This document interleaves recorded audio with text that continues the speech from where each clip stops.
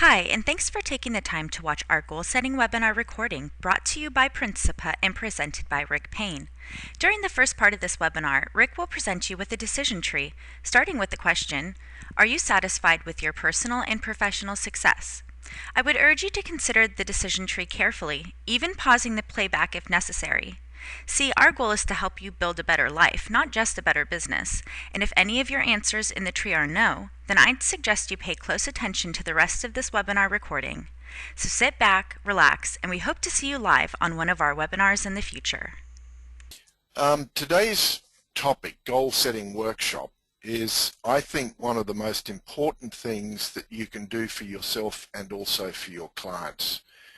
In my opinion, for what it is worth, the reason that so many people fail to achieve their full potential is that they don't really give any serious thought to what that potential is, or to put that another way, to consider seriously some goals that they could pursue in various aspects of their life.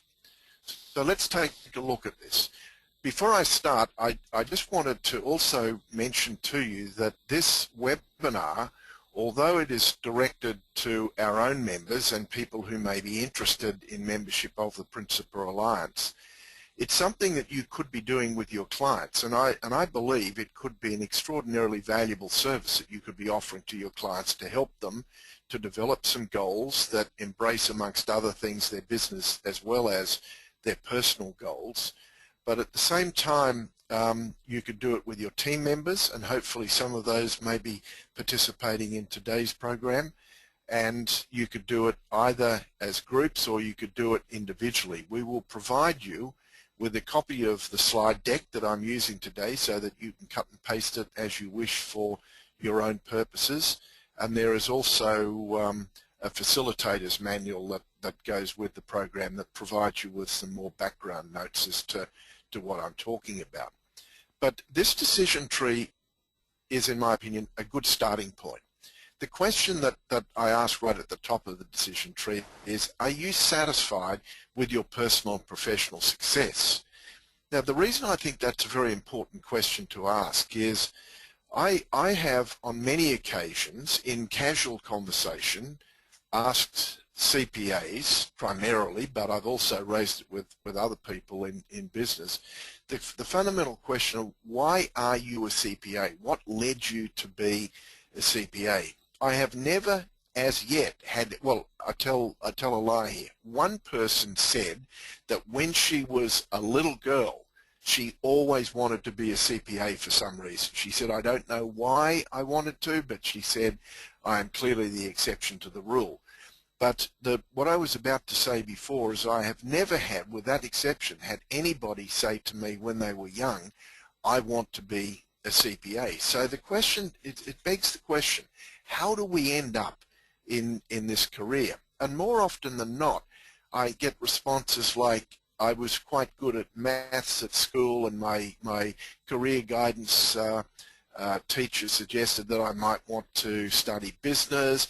Perhaps my family were in business, or my next door neighbor or someone I knew was a CPA, and he or she seemed to do pretty well. They had a nice car, they sent their kids to good schools, etc., etc. And so they were kind of the reasons for ending up in this profession, rather than that's always something that I wanted to do.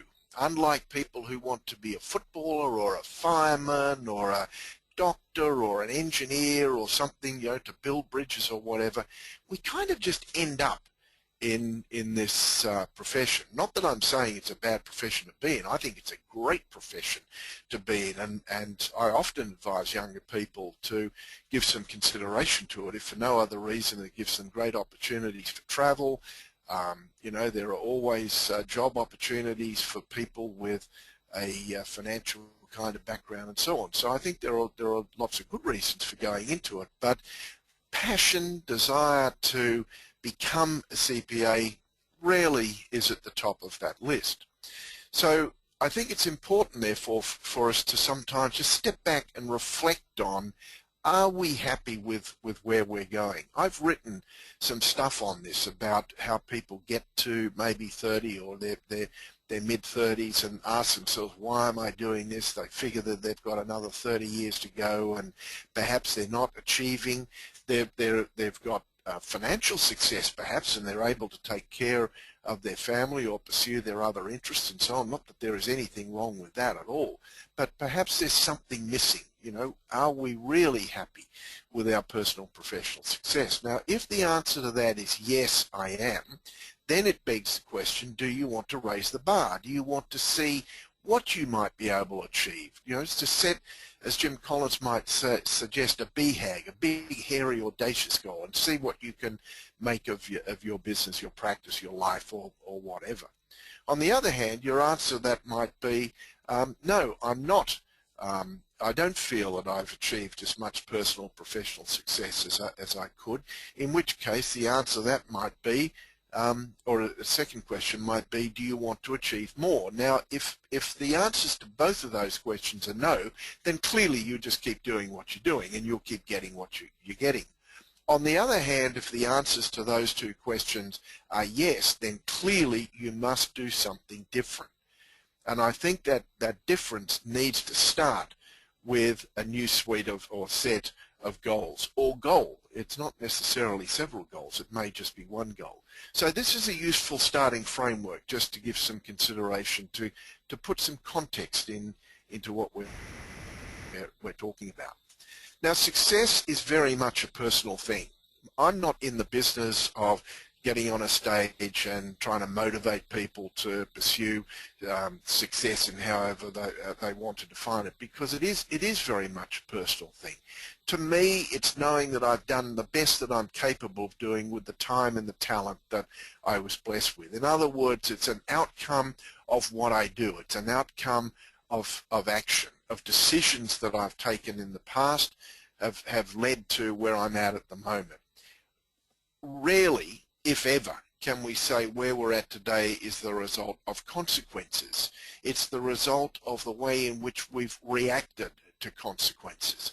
And if we've reacted badly, then those consequences may have played out to be to present us with a situation that's unfavorable. On the other hand, if we've made some good judgments, if we've made some good choices, then those consequences will have produced some good outcomes. Now, the consequences that we're all faced with, that we see in life, are exactly the same consequences or impacts, effects that everybody in our immediate community is experiencing. And if some of those people are achieving truly great things, then clearly it can't be the circumstances. It must be the way in which they're responding to them. And I think success essentially is knowing that you've responded in the best possible way that you could, given that your time and given your talents. Another useful goal that I find, which I've paraphrased from one of the most successful basketball coaches on the planet, a guy named John Wooden, is that it's the progressive realization of a worthy goal. And this emphasizes the fact that success is a journey. It's always a work in progress. It's not a destination. It's not something that you can say, I've got a certain amount of money in the bank, or I've got a lot of toys and so on, therefore I have been successful. It is the progressive realization of a worthy goal, which incidentally might be to make a lot of money. I mean, money can be used as an index of performance, and you might say, well, I want to make an awful lot of money, and that will be a measure of the economic value that I bring to the table and so on. There's absolutely nothing wrong with that. But I think way too many people fail to achieve their full potential because they don't really think about what that potential is. And that's the purpose of this goal-setting workshop. Jim Rohn, who passed away a couple of years ago, I think summarized this really rather nicely. When you're setting challenging goals, the reason for doing that is not what you get, but it's what you become in the process of working towards it. And I think that is really a beautiful way of looking at it, because what you get can always disappear. You can always lose your business. You can lose your capital and so on. However, if you are aware of what it took to get you there, then you can always rebuild it and get it back again. So the real value in what you're doing is not what you get, but what you become in that process. And I like to think of success as being the result of three very distinct elements. Firstly, I think it comes from a gift that you have, a natural gift to do things. It might be a natural gift to be good at numbers, or good at communication, or good at, dare I say, double entry bookkeeping and so on. You have a gift for it. If you have a gift for something and you enjoy doing it, then you can become passionate about it. When you become passionate with something that you thoroughly enjoy doing and you put in a significant work effort, then success is going to be the inevitable outcome. And this is one of the reasons why I think that question that of why are you doing what you're doing is so critically important, because if you don't know why you're doing what you're doing, if you don't have a very clear picture in your mind of what value you're bringing to the table and why that is important to you, then I think it's very difficult to get passionate about it. And if you're not passionate about it, then I think it's difficult to put in the work effort. And as a result of that, I think so many people fail to achieve what they're potentially capable of achieving. And in that sense, they are nowhere near as successful as they might be. Incidentally, as an aside, that is one of the reasons why I think we should give all of our young kids and even people within our own offices opportunities to experience different aspects of the business that we're in. Instead of just saying that our new team members are trainees and just work them through the way everybody else goes through the system, maybe we should be looking at what distinctive gifts or talents do they have? Have they made the right decision to enter the profession? Are they working in the right group? Are they working with the right people and so on? Those are partly gifts, characteristics. Some of those things are trainable and so on. But if you can hit the nail on the head there, then you will find more often than not that you have the passion that comes with it. And once you marry passion and gift, then it's not difficult to get the work effort. If you find people who are goofing off, they're not putting anywhere near enough effort into their work and so on, I would suggest to you either they need some training, in other words, they need to enhance their natural gifts, and or they need some work on produce or providing some context on why they're doing what they're doing, because that is the cornerstone of developing some passion in their life. So Jennifer, if we could just launch the first poll. I'm interested in what your particular goal setting protocol is. And I ask this I'll give you four separate responses. You have mental goals, you have written goals, you have written goals that you monitor regularly, or you don't think much about goal setting, if at all. So if you would kindly just respond to that to give me a sense of where we're at with goal setting for this particular group of participants. 70% have voted so far.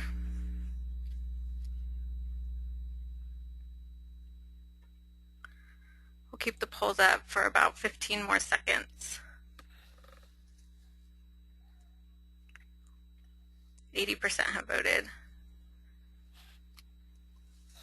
Okay. I'm going to share the close results? polls. Yes, I will. 53% said I have mental goals. 16% said I have written goals. 26% said I have written goals. I monitor regularly. 5% said I do not think about goals. Right, okay, that's good.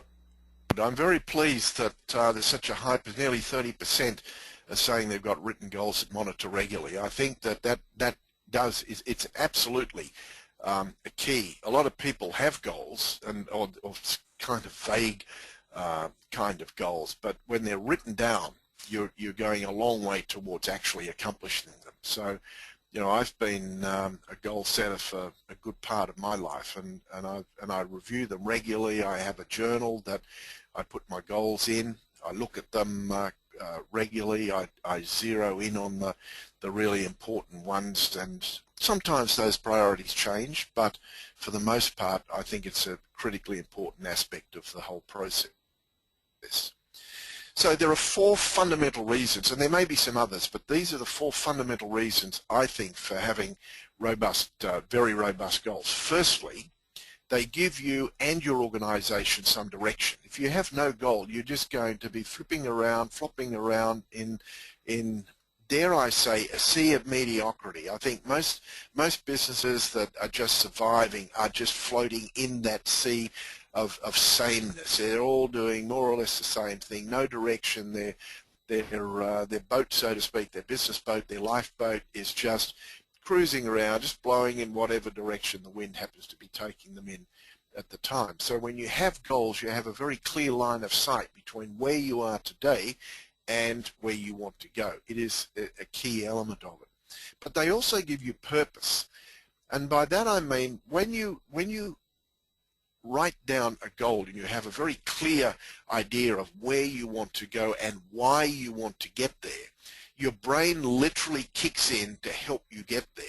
We don't fully understand the way in which the brain works. There are guys, you go back to Napoleon Hill and these people years and years ago talking about, think and grow rich and so on and so forth. And a lot of that literature at the time is just considered to be new agey sort of, positivism, positive thinking and so on and so forth. But more recently, since instruments have been developed that have been able to measure and monitor brain waves and how aspects of your brain are actually functioning and how the electrochemical processes are taking place, what neuroscientists are now discovering is that a lot of this stuff that was considered to be sort of new agey stuff 30, 40, 50 years ago, in fact, is turning out to be pretty close to what actually happens. And the brain kicks in when you have a clear sense of purpose of this is where you want to go, and you keep reminding yourself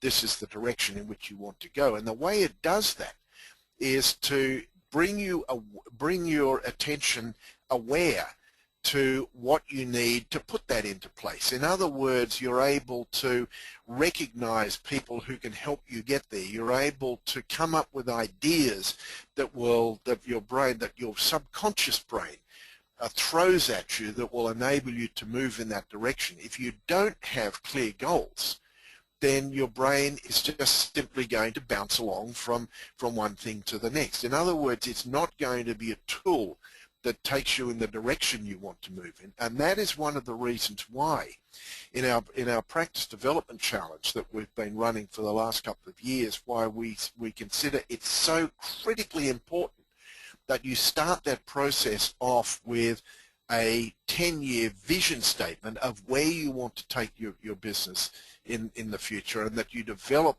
from that vision statement a series of initiatives and objectives and tasks and goals that you will need to attach to that vision statement so that your mind, both your corporate mind and your personal mind, brain if you will, is taking you in that direction, is looking for opportunities, looking for tools and so on that will enable you to get there. It gives you that sense of purpose. The third reason, it gives you a framework or a basis for monitoring your accomplishment. In other words, to see how you're actually performing. To get into what some people now call this flow, this state of flow. That was a concept developed by a social psychologist named Mihai Csikszentmihalyi. His name has virtually every letter in the alphabet in it, so I'm not going to even try to spell it. However, he wrote a book on this whole concept of flow, and he describes it as that state of mind that occurs when your skill is fully engaged and fully involved in overcoming a challenge that's just about manageable. And I think everyone has been at various times in a state of flow where you're doing something which is incredibly hard for you. You're able to do it, but only just. You're getting pretty regular feedback as to how you're progressing, and you can see that you're making a sequential or successive achievement in accomplishing the outcome that you're shooting for. And when those things are in place, you get in this state of flow, and that's that state, I'm sure that you've been in it. I certainly have been in it, where you say, oh my goodness, it's now 4 o'clock in the afternoon. When I last looked at my watch, it was 11 o'clock in the morning. It's just, you lose all sense of time. But it's a very pleasurable state. It's not a state that we're in constantly. Very rarely are we in that state constantly. But it is, you get from that sense of being in that state, you look forward to getting up in the morning because you can go to do what you're doing, because you're getting this sense of accomplishment. And quite frankly, I think that if you're not getting up in the morning and saying, thank God it's Monday, I'm going to work today, I enjoy work, I enjoy the people I work with, I enjoy the clients that I work with, I get a sense of what I'm accomplishing and so on. When you have that sense of being, that's when I think you will be your happiest, and you will take that sense back to your home, you'll take it back to the relationships you have with your family and your friends and so on, and it will also show within the office. The fourth reason for having goals is it gives you focus, and I think this is critically important because it's giving attention to the things that are important in your life, which is just another way of focusing on those things that is going to enable you to accomplish them. When you have lots and lots of things to do, there are so many competing objectives or tasks that you've got to perform, it is very difficult to know which one to start, and more often than not, you spend the whole day just jumping from one thing to the next, really, and at the end of the day probably don't accomplish very much at all, and feel as though you haven't accomplished much at all. In fact, very the complete opposite of being in a state of flow. Now, I think it's appropriate when in talking about goals to actually think about some fundamental human needs. This particular model here is a model that I first heard of that was presented by Tony Robbins, and I would recommend any of the material that he has put together. But I really like it because I think it does touch on, it resonates with me, but I think it most certainly touches on the factors that seem to be important with all people, and when I'm talking about all people, I'm talking about our clients, I'm talking about our team members, I'm talking about ourselves, and it touches on what Stephen Covey would refer to as the body, the mind, the heart, and the spirit aspect, or the whole person aspect. Those of you who know me well would know that I'm a huge fan of Stephen Covey and the 7 Habits of Highly Effective People, and I frankly think that anybody in practice who hasn't not just read, but read and studied the 7 Habits of Highly Effective People is leaving an incredibly valuable tool on the table, and one that could dramatically change the success you have as both a leader and as an advisor to your client. So I would strongly recommend that you take a look at that. One of our clients I know in New York, routinely, whenever a new person comes on board, he gives them 2 books to read. One is Covey's 7 Habits, and the other one is Michael Gerber's The E-Myth, and he asks them to read that book, and when they're finished reading those 2 books, to come and talk. He's the managing partner. Come and talk to him about what they learned from it, and then he takes them through a little exercise on you know, how to create a business that works and how to create a life that works, built around Covey's model. So I'll just throw that out there for you to give some consideration to. But coming back to these 6 fundamental human needs, we all have a need for certainty, and that I think is one, and that sits at the top of this diagram here. It could be anywhere on the diagram, but it sits at the top because I really wanted to emphasize the fact that goal setting is what provides you with some measure of certainty. It gives you the sense of this is where I want to go.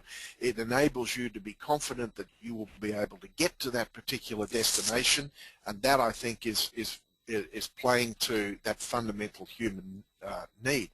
But at the same time, we also need some variety. We need to be we need to be challenged. We need to be, as individuals and I think as organizations, we need to ask ourselves the question, what else could I be doing? What could I learn? How could I develop a little bit further? And that touches on this growth thing I'll talk about at the moment. But we get bored very quickly, and that's one of the reasons why I think when you bring on board new clients, or when your clients start a business, they're looking for some certainty that they're going to be in control of their life and so on, but then they get into a rut and the only difference between a grave and a rut is the depth.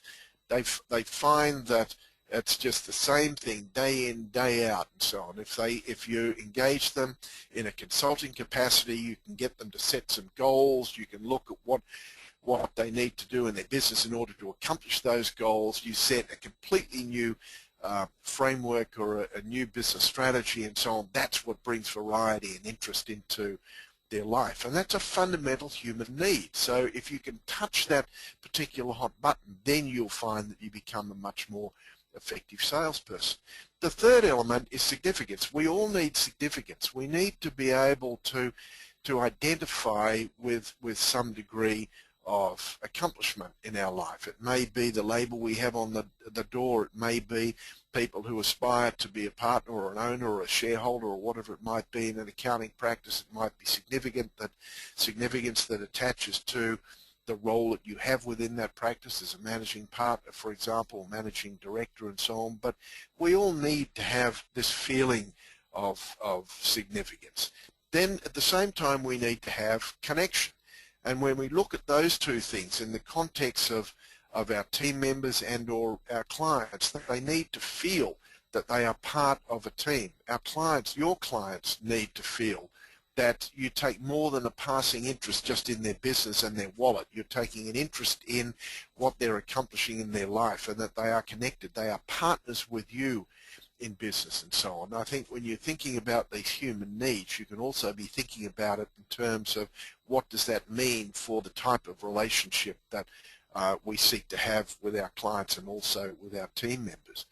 People also have a need for growth, this personal development. In fact, I personally believe that personal development comes before practice development. I really do believe that you will never be able to create a truly great practice until you create it mentally in your own mind. In other words, you can see the role that you will play in that process of developing that practice. And that is essentially a personal growth thing, not a business growth thing.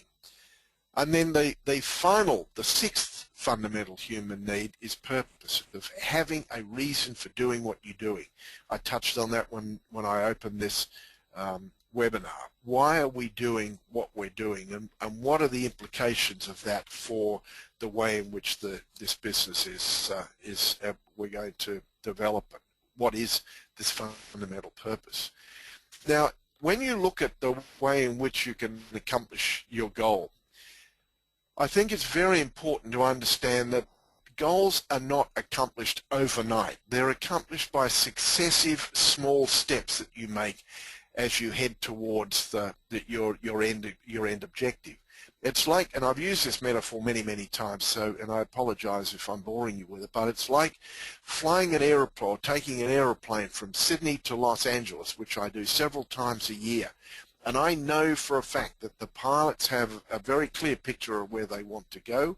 I also know that that aeroplane is going to make literally hundreds, if not thousands, of directional adjustments as it moves towards its final destination. It gets blown off course, it has to come back onto course, it gets blown off course, it comes back onto course. It doesn't just fly over here, end up in Santiago somewhere, and then have to crank a big lift and head up to Los Angeles. The adjustments are made all the way along. And I mentioned in here that the context, the law of the farm. And the law of the farm is something that I think applies in life and it applies in business. And in essence, what it says is as follows. There are 4 seasons in the year, and in each of those seasons different, and one follows the other, and in each of those seasons different things have to happen. For example, there is a season when you will plant your crops. That must be followed by a season in which you're going to be nurturing, watering, weeding and taking care of those crops. That will be followed then by a season when you can harvest those crops, and that then will be followed by a season when you need to go back and replant and prepare the ground for resowing your crops. And that's the way the farm works. Stephen Covey talks about this, but that is the way the world works. We need to put in place preparation before we can harvest, and it applies in business as much as it applies in agriculture.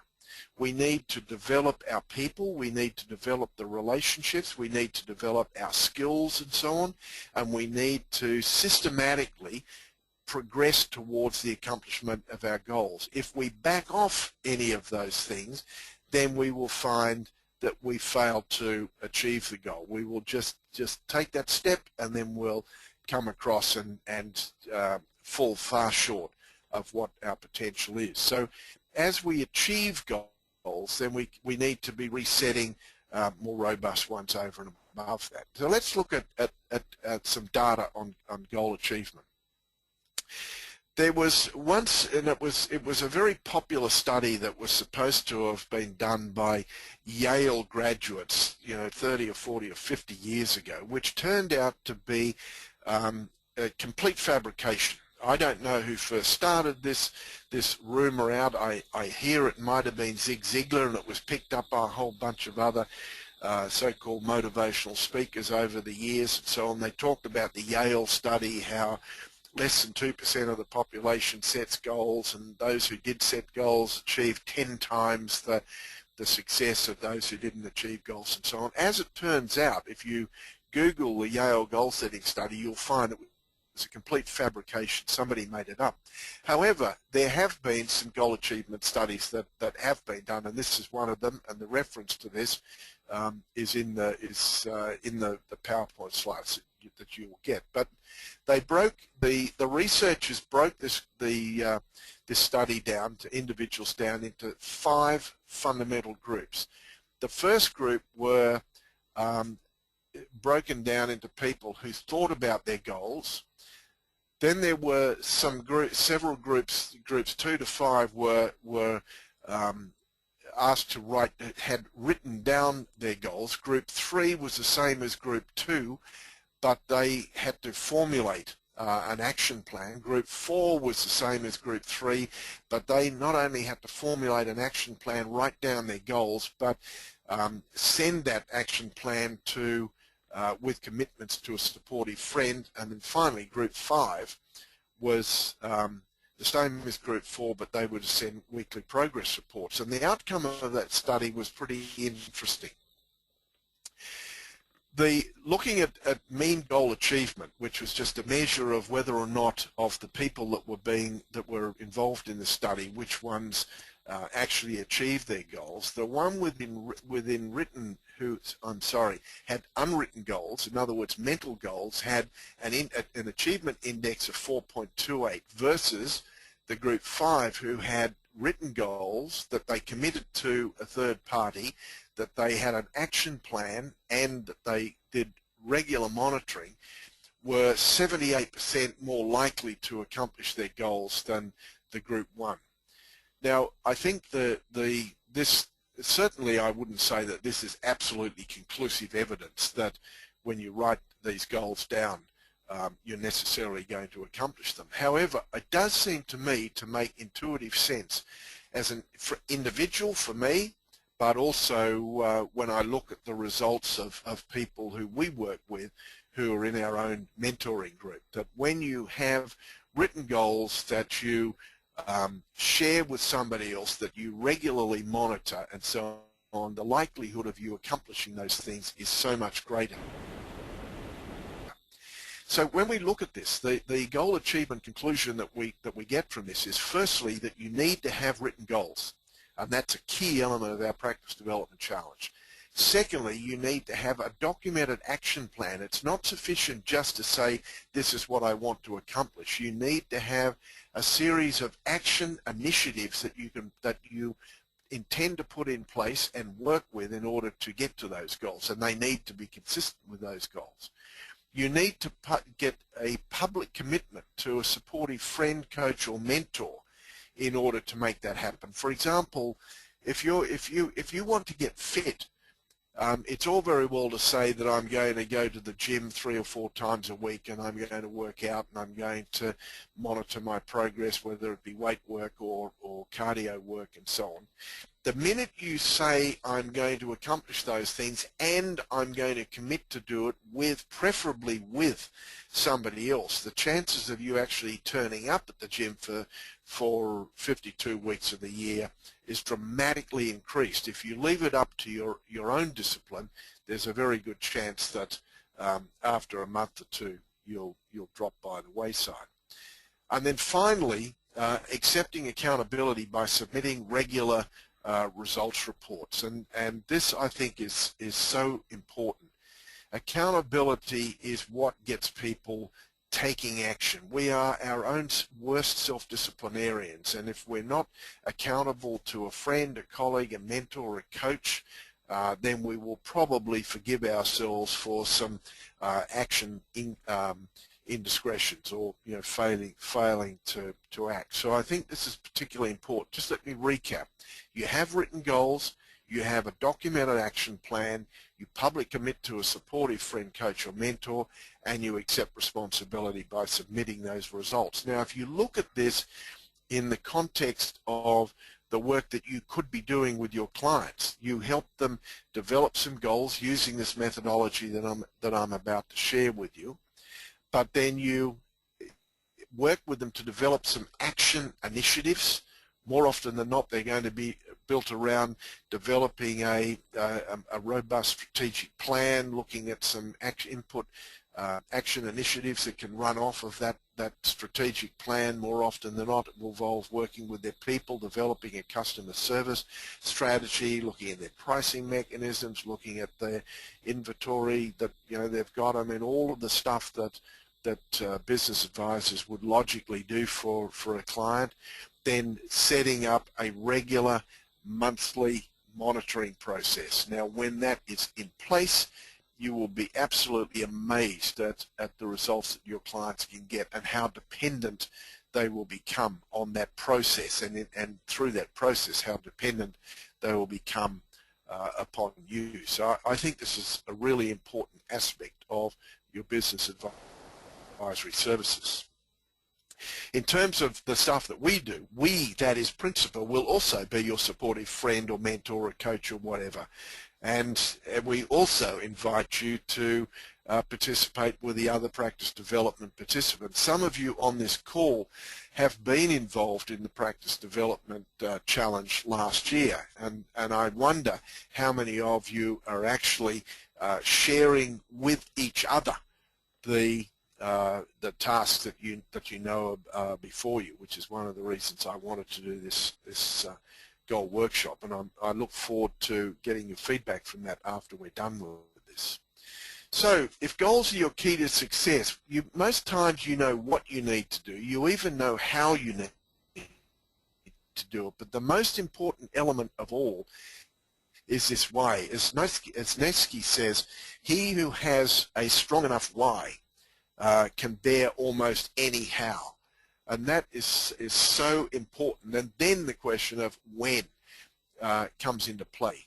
So you know what you need to do, you even know how you need to do it, but the question is, why are you doing it, and then when should you start? And the when, I think, should be immediate.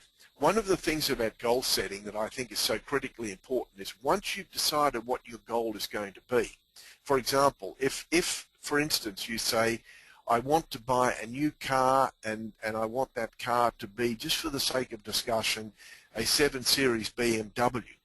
When do you need to start working towards that? I would say immediately. Get online, get onto a BMW site, download a brochure, start reading about it, thinking about it, and get in your mind of what it is that you want, how you're going to get there, and importantly, why you want that particular car. But you need to make immediate, take some immediate action in order to get there. Otherwise, what you will find is that you just set that aside and you'll get to it when you can. And the result of that is inaction. No action will occur as a result of it. That's why you'll often go to a seminar, you'll go to a program of some sort, you'll get all fired up, you'll get excited about it, you'll go back to your office, and if you don't start doing something immediately, immediately, not in a week's time or in 2 days' time or when you get time. Worse still, you'll find that before you know it, a month has gone by and you've completely forgotten what you were even there to do. So one of the things that I found useful, and I've worked with this particular model with the clients I work with for the last 20 years, it's a personal assessment wheel. And it's on a 10-point scale, and I just asked the clients to link on that 10-point scale where they feel they are in relation to each of those 8 elements. So you can see that as this is starting to build now, for example, if their business and personal income level might be at an 8, their health and fitness level might also be at an 8, their personal wealth management issues might be at a 6 or 7. Their learning and personal development might only be at a 3. The relationship they have with their family, often that is fairly low when your business and other aspects of personal wealth management might be fairly high, because you tend to be trying to rationalize the need to put a lot of time and effort into your business because, you know, I am the provider, it's important for my kids and so on and so forth. But in the process that you're doing that, you're letting go of family relationships, and before you know it, your children have grown up and left home and you didn't even get to know them as kids. The relationships you have with your friends and the relationship you have with your business. And then finally, of course, this higher purpose. You know, are you doing something that gives you this sense of actually making a difference to not just yourself and to your immediate family, but to your community and people in general? Now, if you join up all of these little positions here, it tells you what your success wheel looks like. And if it's not a nice smooth wheel, in other words, if you don't have balance in some way in that thing, it's going to be, your life is going to be traveling along in a pretty bumpy road. So the goal, I think, would be to be able to score 9s or 10s on all of those things. It's probably a pretty hard goal to achieve, and it's probably unlikely that you would achieve all of those things all of the time. There are some periods, some years when you may feel that you're accomplishing more of those things than there are in others. So Jennifer, let's run the second poll if we could. Do you feel your life is balanced in relation to each of those 8 dimensions? Or I perhaps should say in relation to your 8 dimensions. You don't necessarily need to embrace the 8 that I've summarized there. You may have your own ones. But Jennifer, if you could just run that poll. Yes, we have 65% that have voted so far. We'll leave the poll up for about 15 more seconds.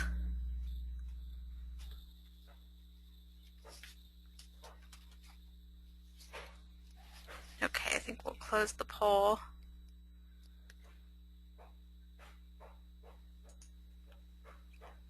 Share. 5% said yes and 95% said no.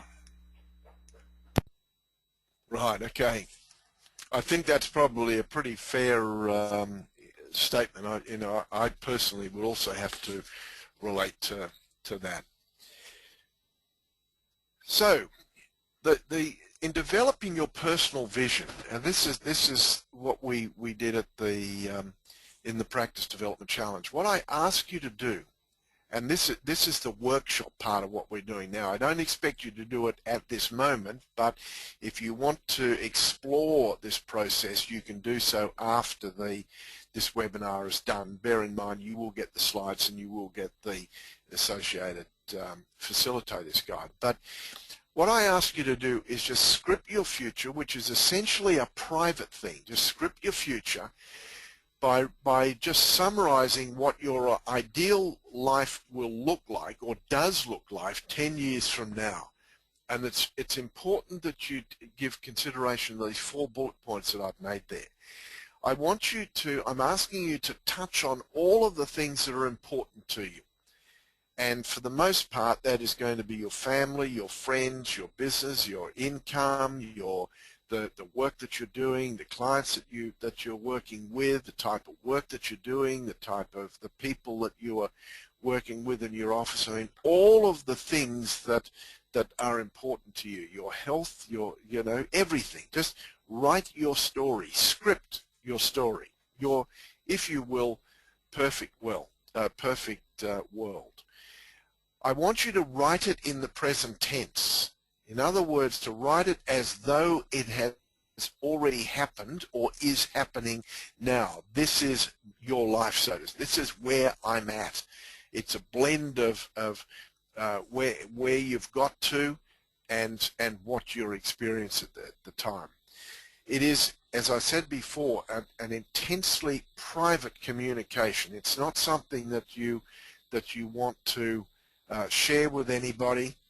But out of that statement, I'm going to ask you just to draft what I call your life sentence, and that is, in one sentence, what would you like people to say about you when you've gone? Just in one sentence, and I'm not talking about a sentence of 1,000 words. I'm talking literally about one sentence that people could say, the world is a better place for this person having been there, which is a nice little way, I think, of describing your life sentence. So that's a visioning process. Until you engage in that visioning process, I think it is very difficult for you to be able to establish a suite of goals that will enable you to get there, because you don't have that destination in mind. And this, I personally have found this very important, and it was a tool that I was introduced to about 30 years ago, and it has profoundly impacted me and my life. Now, getting to the second phase of this workshop, what I find is, and you don't have to limit this to 5 things, but what I find is a good starting point, is to make a list of at least 5 things that you have accomplished in your life that you have been particularly proud of. Now, they're not necessarily business things. They may not have anything to do with business. They might have just relationships you have with people or with your family, your spouse perhaps, and so on. They may be sporting things that you've accomplished in the past, and so on. And the reason I find this personally a useful exercise, it gets you to realize that for the most part, and I would say for every part, the things that you have accomplished in life that you are most proud of were tough things to accomplish. You had to work hard to achieve them. And I just wanted to, in doing this, the process of doing this serves to remind you that very few things of significance are easy to accomplish. The things that you're most proud of, the things that you feel have taken you personally to another level, are going to be things that you have had to have worked hard at, that you didn't give up on, that you had a clear picture of where you wanted to go and what you needed to do in order to get there. And so in going through this, and there may be more than 5 things, by the way, and there may only be 2 or 3 things. It's not necessarily has to be 5, but hopefully there would be more than just 1. But it does serve to remind you that you need to put effort in order to get there. I think one of the most important things is in accomplishing anything is perseverance, and this is not my personal view. It's a view that's expressed in pretty well every piece of literature that deals with this question of accomplishment is perseverance, of not giving up. And perseverance is just another way, really, of saying practice. When people say to me, for example, I'm not very good at selling, what they're actually saying to me is I haven't been willing to practice the skill of selling, because it is a skill.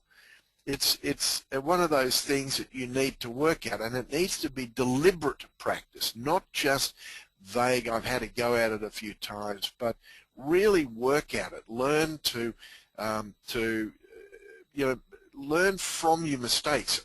In the boot camp, for example, I used to talk about recording. I used a tape recorder recording every single one of my sales consultations so that I could get better at doing that, going through that process of learning where I went wrong. Did I talk too much? Did I say the wrong things? Was I not listening? Did I miss an opportunity to complete a sale because the client was ready to buy and I was too busy seeing the benefits of what I do, and through that process of re-listening to what I was doing, I think I got a lot better at the sales process, a hell of a lot better. I got a lot better at selecting the type of clients that I was going to work with, but I had to work at it. It was not something that just happened. So it's deliberative practice that is going to lead to excellence in anything that you do. Now, getting to the goal setting, and we will provide you with a personal success journal, or at least a Word document that contains all of the pages from a personal success journal that you can use for this purpose. And what I'm going to invite you to do now, in this part of the process, is to, as rapidly as you possibly can, to list out at least 50 things that you would like to accomplish in your life without having any regard whatsoever to whether you think it would be possible. Don't make any judgments whatsoever about whether or not it will be possible to achieve them. And there are a couple of reasons for that. One is that unless you have a goal, there would be no possibility of accomplishing it. In other words, having a goal is a necessary, if not sufficient, reason for accomplishing the desired outcome. However, if you don't have a goal, and in particular if you don't write it down, then the chances of accomplishing it are going to be very, very low. So don't make a judgment about whether or not you think you have the resources, the time, the ability, whatever it might be to accomplish these goals. Just literally write them all down. Now there may be some what some people might say silly goals, like performing in a band in front of 500,000 people. If that's a goal, write it down.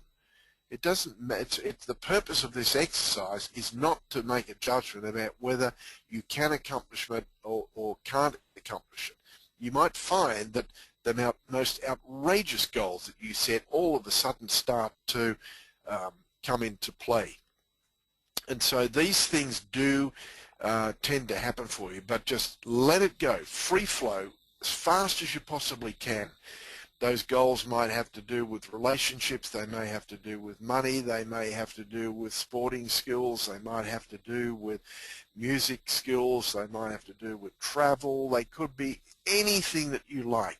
It might be jumping out of an aeroplane, it might be learning a musical instrument, it might be becoming a champion skier. It could be anything that you can possibly think of. So just list out at least 50 of those things and just keep them going.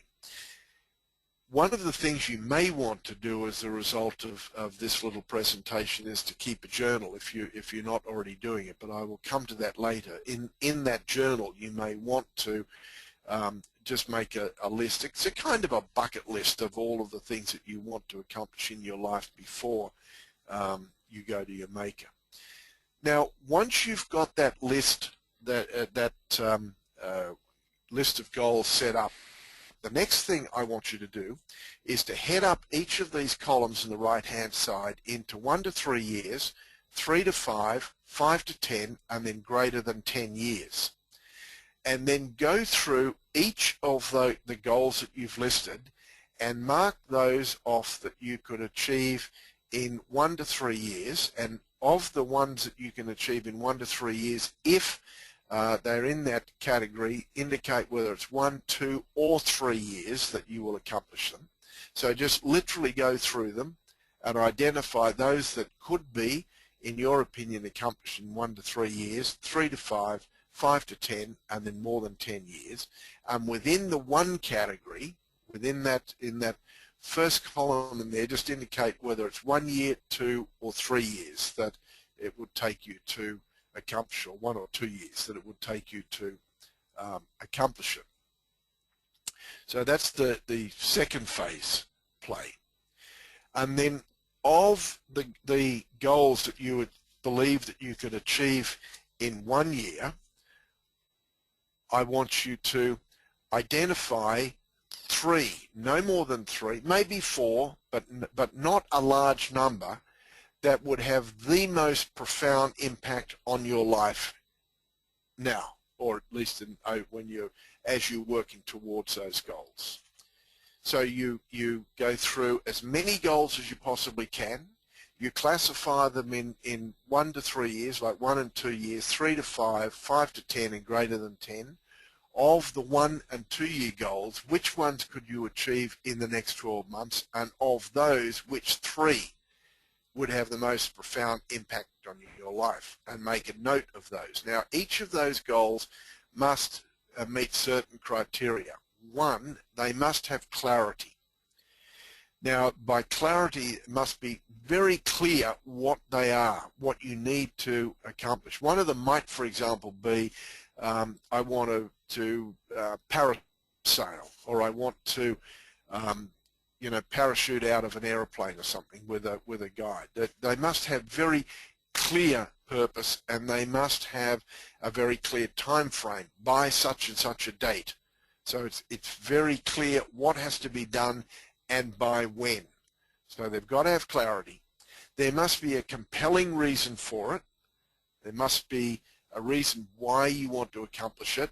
It might simply be, I want to see whether I'm up to it. I want to overcome a particular fear. I want to be able to go for a 5-week vacation, or whatever the case may be, but there's got to be a compelling reason for doing it. I would suggest they need to be challenging. If they're not challenging, it's not really a goal. It's probably just part of your life. And they must be actionable. They've got to be something that you can actually do something about, like get a brochure, make a phone call, talk to somebody, find someone to partner, a mentor, a coach, or whatever you need in order to get the thing moving. And they must be measurable. You must be able to see it, and that measure might be done or not done, but they have to be something that you can actually see has occurred as a result of your pursuing them. So you're listing those 3 major goals. Now, as you progress through the year, you may find that you've accomplished 1 or 2 of those goals, and you might want to bring another couple onto that list. But at any particular point of time, I personally like to have 3 specific goals that I'm working towards. And there may be a whole lot of other things on my task list that I've got to do, but there are 3 very specific goals. If I accomplish 1, I'll bring another one up and put it on that list. Now, once you've got those 3 goals, assign those goals to the 7 particular categories that you've got. So you have a goal for your job and career. Why is that important to you? What expected barriers or challenges have you got, and what resources do you need to overcome them? This is part of the process of accomplishing those goals.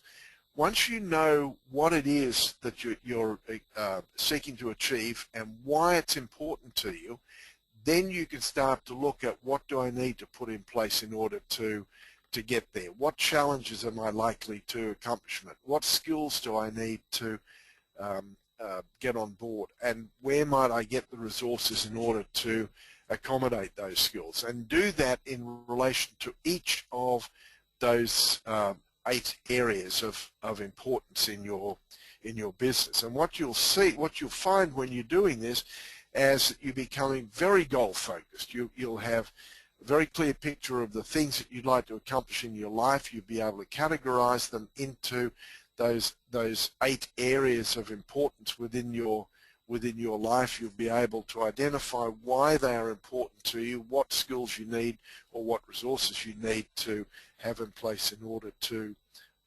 accomplish them. Then enter those goals into your personal success journal, which we will provide to you. And you can provide this, incidentally, to your clients as well. So you will have summarized what your life sentence is, and that shouldn't take any more than about that. And this is intensely private, by the way. This is not something that you want to necessarily share with everybody. then your personal goals for the year will be set out below that, what you are seeking to accomplish with your job or your career, your health and fitness goals, your wealth management goals. And talking about health and fitness, by the way, I happen to believe that a great way to start off a goal-setting exercise is to really focus on your fitness level and your health, your eating, and so on. And I say that because the response that you can get, there's an immediacy of response that you can get by feeling better and being fitter and more healthy and so on, and the effect it has through eating well and exercising well can have on your brain function is also critically important to the accomplishment of these other things. So while I haven't made health and fitness perhaps the #1 personal goal, it would certainly be up there. And do similarly for wealth management, your learning and personal development. For example, in learning and personal development, you might set as a goal that you will read one book or listen to one CD series or something like that in the area of in the arena of personal development at least once per month. So you'll get through a book of around 300 pages once a month, and then chunk that down into what you need to do on a daily basis in order to do that. Get up half an hour or an hour earlier, do some yoga, do some workouts, whatever the case might be, and spend an hour of reading something. At the end of the week, you will have spent 7 hours of reading, and you probably will have read, even if you're a relatively slow reader, something like 70 pages during that period of time. Over a 4-week period, you will have read close enough to 300 pages, which is probably a pretty close to average size book.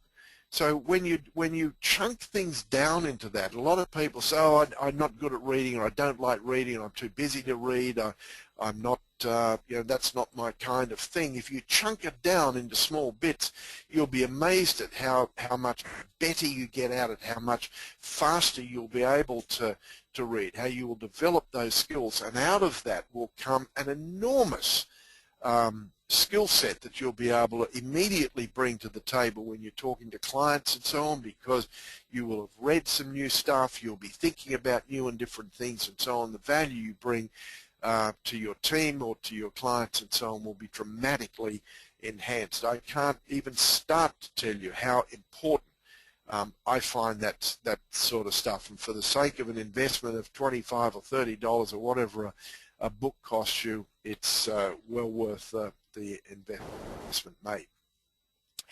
And then for each of the goals that you've got, set an activity plan in place. So, what sort of change initiatives do you need to put in place in order to accomplish your goal? Have a start date, have a target date, I should say, for each of the action initiatives that you put in place. So I believe that it's useful to have 3 things that you can do each month that will move you in varying degrees towards your goals. They're not necessarily 3 things for every one of your goal areas, but 3 things that you're going to do each month in order to get to your goal. Now, you share those things with your mentor or your business coach or your colleague or your partners, your spouse, or whoever it may be, but that's where the accountability part comes into it. But you need to have an activity plan which sets out, amongst other things, the 3 things you're going to do, what is the purpose, the objectives, and the outcomes that you're seeking to accomplish. It puts a framework around the stuff that we're talking about here. Now, Jennifer, if we could just run this third poll. Yes. What I'm interested in here, Jen, I'll just read. If you implemented these ideas or some variation on the ideas from this workshop, do you think you and or your team members and or your clients would achieve more with the time and with the talent that they have been blessed with?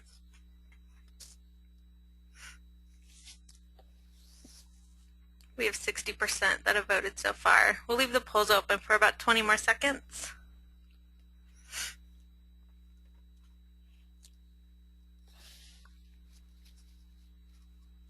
70% have voted. Okay, looks like we'll close the poll. 100% said yes.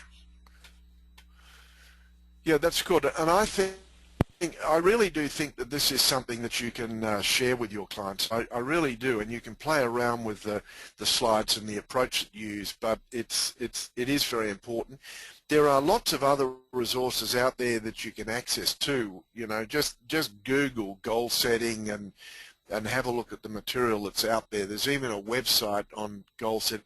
Now, I can't remember the name of it, but writing stuff down is important. I know some people have said, you know, in this day and age, we want to do everything online, we want to do everything digitally. I would counsel against that. Now, in the fullness of time, maybe I'll be proved wrong here, but I think there is a huge connection between paper and ink, the process of writing, handwriting your vision, handwriting your goals, of monitoring your progress and doing it all in a manual sense rather than typing. There is an increasing amount of respectable research that is talking about hand, eye, and mental coordination and how this process of writing. For example, I mentioned earlier that you may want to get a journal, and by a journal I mean, you know, typically a bound book about 5 by 7 with around about 100 pages in it.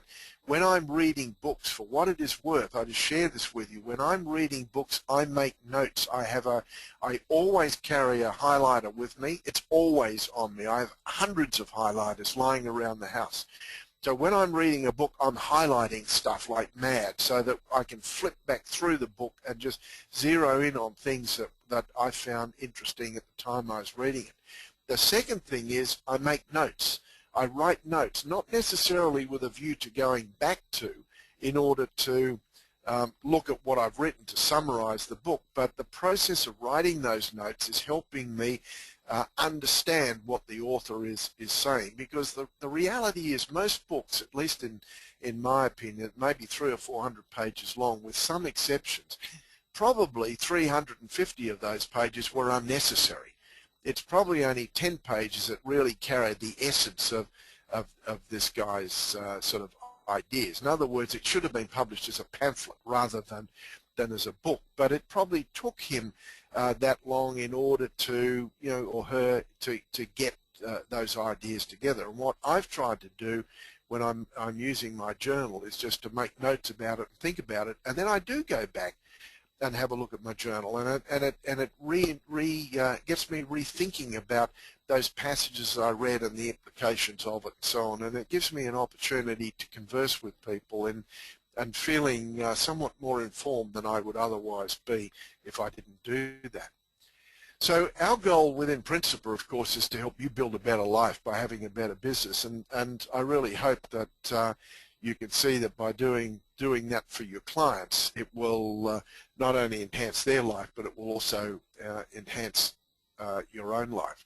The tools that I would suggest that you start with when you're working with your clients is something like this circumplex thing here that gives people an opportunity to think about the importance of balance in their life and where they need to be focused and so on, and the need to try and push all of those things out to that outer circle and so on. Of course, you can get balance within the inner circle, and what's interesting about that, a wheel that is spinning in this inner circle is going to be spinning a lot faster than one on the outside. Or to put that another way, if you're scoring low on all of these things, you're probably going to have a life that is out of control. So that is something just to bear in mind.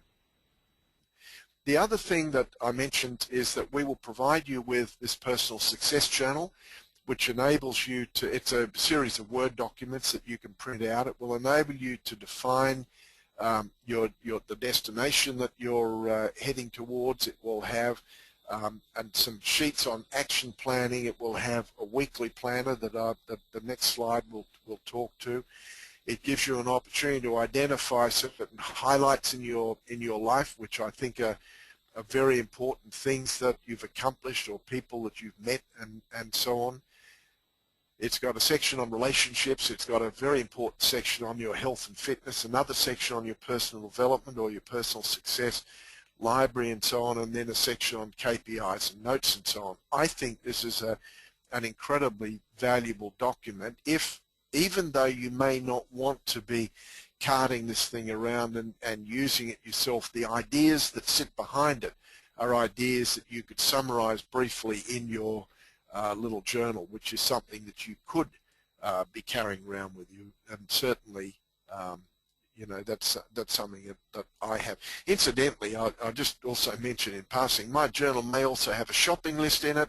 It may have the things I need to get done today sort of summarized in it, in addition to book summaries and so on and so forth that I might write. It is the thing that I would not want to lose. If my house caught fire, I'd grab it on the way out the door. I mentioned a moment ago that your weekly planner, in this day and age when you've got using planning, online planning tools and technologies, this may not be the sort of thing you want to complete for scheduling your week, but I would suggest that at the end of each week, perhaps you look at your schedule, your past week schedule, and take this particular sheet out and take a look at what you actually accomplished during the week.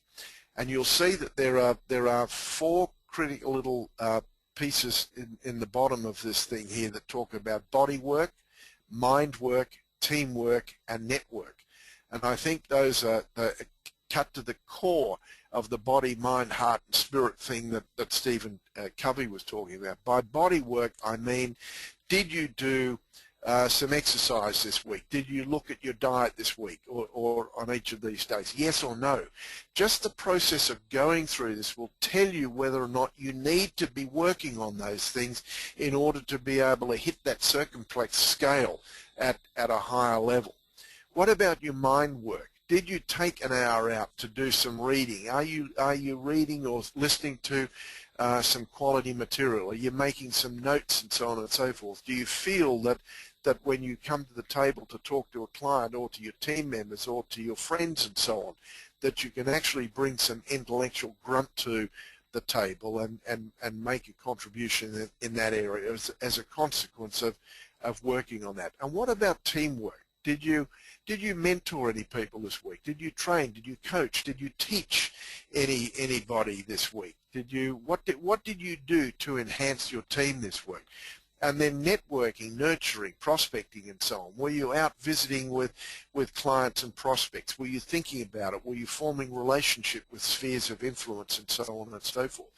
And you'll see these are simply kind of yes-no answers, but it gives you a perspective on what did I accomplish last week and what do I need to be thinking about accomplishing next week. And I would recommend that you take a look at this monitoring sheet at the end of each week, maybe on a Sunday afternoon when you're just reflecting on what you accomplished during the week and where you're heading next week. I'm not suggesting that you necessarily use it as a planner. You're probably using some alternative planner. Then I want you for the next week to set out what this next week's goals are, maybe 3 or 4 goals, and then to make a note of the best things that happened to you this week were, the lessons that you learned from this week were. Now, you should always be able to complete those 2 things. There's no bad week that something good didn't happen. So there's obviously something that you might have learned. There really are only successes and learning experiences in life, and the things that you're really pleased about, you need to summarize in there. The things that you learned something from, you need also to summarize in there. Again, it's just a point of reflection. And then in the bottom right-hand corner of this review sheet is a provision for looking at Stephen Covey's 4 quadrants. Now, Covey, in that his 3rd habit is what he calls first things first, and this is where he talks about personal management, stroke time management. He says there's no such thing as time management. It's just personal management, how you choose to manage your life. And he talks about the 4 quadrants. I would urge you to go and revisit the 7 Habits of Highly Effective People. Take a look at the chapter that he deals with on First Things First, which is the third habit that he talks about, and then ask yourself, when you look at what you actually worked on during the previous week, how much of Monday were you in quadrant 1, which is the urgent and important quadrant? How much was in quadrant 2, which is the important but not urgent quadrant? Important in the sense that's the quadrant where you're doing your planning, your thinking, your goal setting, your mentoring, your coaching of people, training people, developing your business plans, developing yourself, developing relationships, classic body, mind, teamwork, and network type of stuff. They are all quadrant 2 activities. Quadrant 3 is the where you're dealing with important, urgent, but not important work. You know, attending meetings and so on and so forth, taking phone calls from people who really you've committed to do, but it's not moving you towards your life's accomplishment. And then finally, quadrant 4 is the not urgent, not important stuff. That's the goof-off quadrant, where you're just not doing anything of any importance whatsoever. Hopefully, there's not too much time spent in here. Sadly, a lot of time will be spent in quadrant 1, nowhere near enough time spent in quadrant 2, and because of commitments that you've made that for one reason or another, there will be time that you spend in quadrant 3. Those commitments are things that you need to really ask yourself, are these helping me accomplish my life's goals? But the goal should be, and you can't get out of quadrant 1 obviously, but the goal should be to be putting more time into quadrant 2. And it's instructive, I think, to go and look at each week and look back on what you did in the previous week and ask yourself how much of that was important but and urgent, and how much of it was important but not urgent, because the quadrant 1 activity is, in very simple terms, is the stuff that produces this year's income. Quadrant 2 will produce next year's income and next year's growth. Quadrant 3 is usually a drain on your energy, your effort, and your resources. And quadrant 4 is just a complete waste of time. So keep an eye on what you're doing and think about that in relation to your goals, and I believe that your life will change dramatically. So with that said, I will finish up. If anybody has any questions, please feel free to ask them. Either Jennifer will, Yes, set your audio, or right now we have no questions or comments. If you do have questions or comments, you can email us at info@principa.net. Right now, we want to thank you all for joining us. You will be receiving a follow-up email within 24 hours that will allow you to download all of the tools and resources that Rick mentioned on today's webinar. So, are you done, Rick? Yes, I'm done. Okay. Again, thank you for joining us, and enjoy the rest of your day. Yeah, thank you everybody for joining us.